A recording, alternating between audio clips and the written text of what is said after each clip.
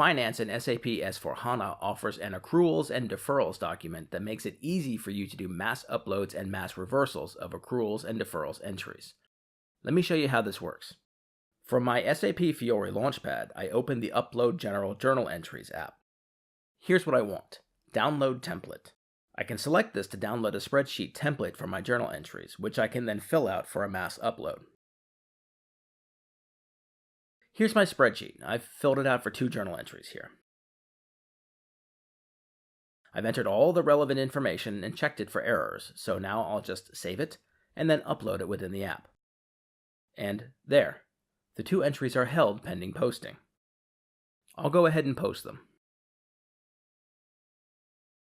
You'll notice I have the option to show the log at multiple points. I can view the log when I upload and the documents are held, and I can view it here now that they're posted. If there were any errors, say a cost center was blocked for postings, or I mistakenly entered a new cost center number before it was actually active, then the log will let me know the nature of the error so I can edit the spreadsheet to correct it before I re-upload. Here, I've done everything correctly, so there are no errors to display. Now let's say that next period I need to reverse these 2 postings. That's easy too. I open Manage Journal Entries, check the company code, and then search for document type AD. There are the AD postings. I'll select these 2 to reverse.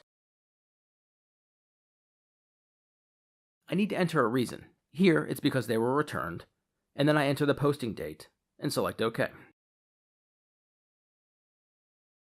That's it. The documents have been reversed. Now if I select the journal entry ID and then select Manage Journal Entry, I can select Related Documents, and there I find the reversal document. And that's it. That's how you can use the AD document to make it easier to manage your accruals and deferrals.